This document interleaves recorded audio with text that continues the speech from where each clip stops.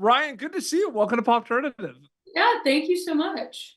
You know what's interesting? Horror movies have always been around, but I'm curious to have your answer about this because you look at this film, you look at Fear Street. You're working in horror movies at a time where they are like most popular genres out there right now. So I'm just curious if you ever think about that. Like it's an amazing time for horror movies. It's spooky season all year round if you think about it.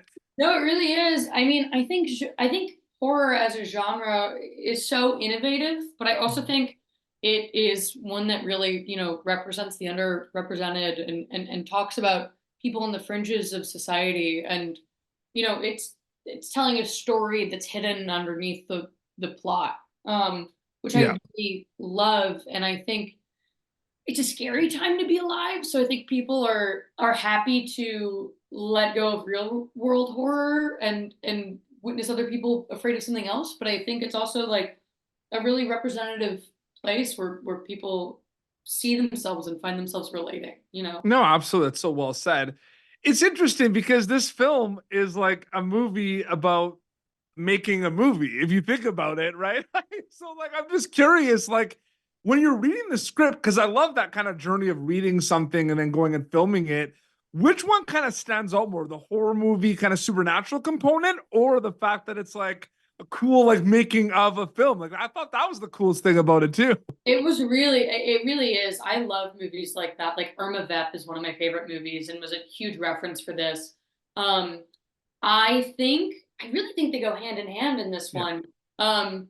Because I mean, it definitely stuck out to me. I don't know if I've seen a horror movie that is as meta as we're making a movie within it. Mhm. But we are confronting the tropes within Mhm. the genre, Yeah. confronting the tradition of exorcist movies and really flipping it on its head Mhm. with, a powerless woman and a savior man reversed. But we're also confronting like patriarchy that exists within the film industry.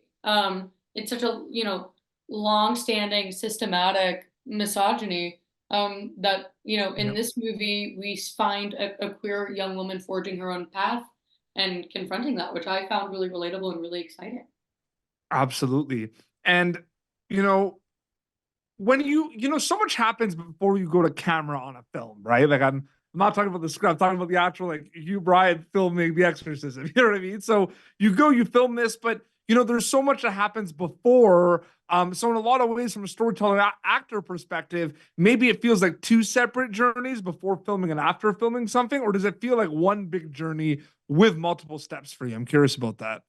That's a great question. I think it feels, I mean, there's the audition process and then there's the making of it. And that feels like two different things Mm. because the audition process is unique in that, sorry, my cat is playing with a toy right here and it's totally distracting me. The audition process is one thing. You only get access to a few certain amount of scenes. You don't have the sets or the wardrobe. You don't have the actor in front of you. Mhm. Um, and so it's a really unique process. But as far as the building of the thing, for me, it's all one continuous. It's like you try to break it down and live in it from that moment on. I really like to journal as my characters. Yeah. And so in that way, yeah, I mean, in some ways it starts the minute you read a script and it doesn't stop until you finally wrap. Absolutely. You're keeping that question because I ask that question a lot, and sometimes I'll get the just like it's one journey with multiple steps and like not much more. But you kept that question alive with that answer, so which is Cool. awesome. How separate are these journeys for you? Like different, like I mentioned, you worked in horror movies, before, like the Fear Street movies and this one. Like, do you ever take elements from that, like different characters? But like, is it the same mindset for you, or like are they completely separate? I think they're always separate, even if they're similar in certain ways. I think you always try to find something new. I think especially if you're talking Fear Street versus this, Fear Street, they're both horror, right? And they're both queer, which is great. But Fear Street almost feels like fantasy in comparison to this movie. That almost feels to me like Indiana Jones or something. And this movie feels like, we're grounded, we're talking about family, we're talking about the internal. Um, Mhm. so I would say it's different in that way, yeah. Absolutely. June 21st in theaters, The Exorcism. Ryan, so great chatting with you. Thanks so much for your time. Yeah, thank you. I appreciate it. Thank you for tuning in to Popternative. Make sure to check out our past episodes of Popternative on YouTube. This has been an Autograph Communications production.